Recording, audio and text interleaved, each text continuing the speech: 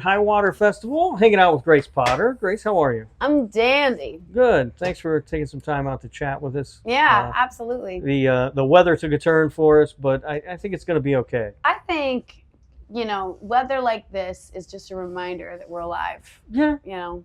And I did feel bad leaving you guys sitting wet Yeah. in that little. It's no big deal. We now have learned that golf carts do not keep you dry. Well, no, you would think because they're covered, but yeah, it kind of blows under. But Yeah. I think the thing about this weather, what I always say is, if you go to a festival or a concert or whatever, and it starts raining, you have to just embrace it. Oh yeah. Because the people who are the most miserable are the ones who will huddle up, trying to stay dry. Oh yeah, and they're not just having be any out fun. there in it. Yeah. I mean, I'm saying that having sat in my cave of my tour bus all day, but the rest of my band and crew have been running around outside, and they come in so energized, and they're like, "This is amazing! You got to get outside!" And even before when it wasn't raining, I really felt the urge. I had like ultimate FOMO to get outside, and then by the time the rain came, everybody slowly started trickling in. Yeah. And I realized that that's what I miss about festivals, is the mud and the mess. And Right. I think there's something glorious about that. How does a weather like this have an effect on the crowd generally, you think? Like, does it Not bring the them, badasses in the I was crowd. gonna say, No. does it bring them more up, No. or does it? Yeah. Everyone who shows up on purpose. It's Right. not. There's no apathy to it. Right. I think that's the thing about an audience. My favorite concert I ever played, and the most memorable, the most dangerous, the most traumatic, and the most life-changing and empowering concert I ever played was in the middle of a monsoon with 35-mile-an-hour winds in New York City on a rooftop. Oh, whoa! I don't know about that. But Yeah, okay. no, it was a real deal Yeah. situation. Everybody wanted to cancel, but I just could not imagine a better setting for New Yorkers who are so used to getting Right. one kind of show. And I think that there is something about a really activated audience that's what we show up for. And the concert is never the same when you have a group of people who've made a pilgrimage to be there. Right. When you play these kind of festivals, it's how different is your performance, your set, from when you're playing for a room full of people who have come to see Grace Potter? Not saying that there aren't going to be it's people. totally different, and I live for it. I love the new crowd. Yeah. I love winning people over. I mean, my favorite feeling in the world is the feeling of finding an audience, or an audience feeling like they're finding you. Right. It's like when you find a great movie, Yeah. that you can't believe you've never seen, or especially when your friends are telling you, "Oh, you got to go see this band. You got to go see this band." It's like, the more people tell me I have to go see something, the less likely I am to go buy a ticket. I do the same Cold, thing. Yeah. But if you stumble upon something, then it becomes a discovery and it becomes a new experience, and that's what music is for. You know? I very deeply believe, and especially having been at this for 20 years, I know the early fans and I know the later fans, and every fan I've ever met only really remembers that first feeling. They can go deeper and they can explore the excursion of being a Grace Potter fan deeper, but depending on when their first intersection with me was, there's a sort of a deafening importance to that one moment, and everything is compared from that point outward. Do you you started your career with a band? Yes. You're now on your own. I still have a band. Well, I just don't put the name Right. next to it. Yes. Was it scary to branch out as just Grace Potter for you, or No, were you because I comfortable? started as Grace Potter. Okay. So my first record I made when I was 19 was Grace Potter Original Soul. And the band, the Nocturnals, were my band. But I just really liked them, and I felt like, this is a great gang, let's name it. Right. But I had been making music since I was, I've been writing songs since I was 15, but really getting out there, my first paid gig ever was when I was 17.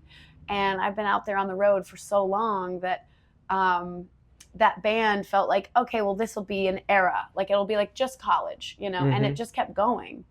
And there were a lot of windows where going solo or being solo was an important thing to me. But the ultimate decision for me to revisit my original sort of just like, let's write songs and make music and have a rock band. And, Tom Petty does it without the Heartbreakers, and nobody gets upset about that. So for me, it felt like this isn't going to be a big deal. I'll just go out and do my own thing and have a really great band. And it seems like I finally crested that hill where people are realizing, like, I'm not going to go back to being in the Nocturnals are not coming back. Right. And there's very real and, deep interpersonal reasons for that. But creativity, I think it really supersedes anything. And the creativity in me was always there from long before I had the band. Sure. So. I read or heard somewhere that you moved back to your hometown. Is that true? I did. You no longer are kicking it in the big city. You went back to Vermont. I did. I do both. Okay. So actually, I became a real estate mogul. Is Ooh, what look at really that. happened. I'm a mogul. I'm a dual citizen. Okay. I'm a bad guy and a good guy. No, I turned our house in Topanga, California, into an Airbnb. Okay. So I rent that out to, whoever wants it. Do you post it on Airbnb as Grace I Potter? Do. Or something? There you go. I am great. You can find me and you can see my house. It's actually, I can't even take credit for this house. The band Spirit lived there before we did. Oh, right. And yeah, it's a very, very cool space. And Neil Young lived right across the canyon, and they'd open the doors while they were rehearsing, and then Neil would hear them playing and take his Indian motorcycle down, and then Charles Manson would sort of chase him down the hill, be like, oh, I gotta see what Neil's up to, And the house was famously sort of protected by what Charles Manson referred to as bad karma, because he didn't want to go in there. Okay. Which I think means good. Yeah, it was probably perfectly fine then. Yeah, probably the best place to be. Yeah. Yeah. So that I was not going to let go of that house, but buying a farm in my hometown was something that I hadn't planned to do, but COVID had other plans. Yeah. And Is it weird to live back in your hometown now? Yeah. Because you've gone out, you've been successful, and now you go back to your hometown? It can be occasionally. I drive a 2016 RAV4 in my hometown, and I was getting groceries and loading them in the back of the car, and there was some local yokel watching me do it and be like, oh, look at that, Gracie Potter. She's still loading her groceries into her car like a normal person. And I was like, of course Right. I would do that. Yeah. And it felt, that felt weird at the time that I first moved back because I was kind of insecure about it.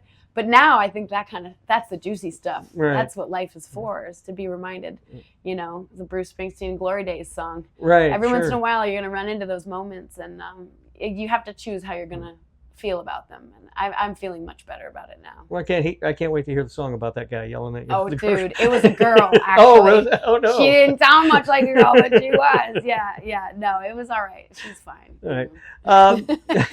Just a couple more quick questions. Some silly stuff I like to ask kind of at the end. The first one, not so much a silly question, because I think you can tell a lot about a person by knowing their favorite movie. So what's your favorite movie? Oh, Shawshank Redemption, The Okay. Departed, The Godfather, Pulp Fiction, Stealing Beauty, probably Easy Rider, and Thelma and Louise. Okay. Yeah. All right. That's a lot of answers right there. Well, I'm a filmmaker. Oh, yeah. Yeah. Well, So I went to film school. That's when that old, when that little detour called the Nocturnals happened. That was I was in the midst of getting a degree in filmmaking. okay. Yeah. So you are into movies. Yeah, well, I'm making a movie really? based on my new record, Mother Road. Oh, that's awesome. Yeah, right now. Oh, yeah. That'll be fun. We'll look for that. It is fun. It's always fun. All right. And then the final question, which really only applies to this weekend for the most part, is have you listened to the new Taylor Swift record? No, I haven't. Okay. I've only watched the reaction videos, and it seems like a pretty delicious little piece of, like, it feels to me like when you get to a hotel and there's a pillow menu. You just look at this piece of paper and you're like, what do you mean there's a pillow menu? Like, to me, everything about this record feels so delicious and so soft and easy to fall into that it's probably going to be a lovely record to hear. I can't wait to. I just have not had the time. I'm too busy making movies. Excellent.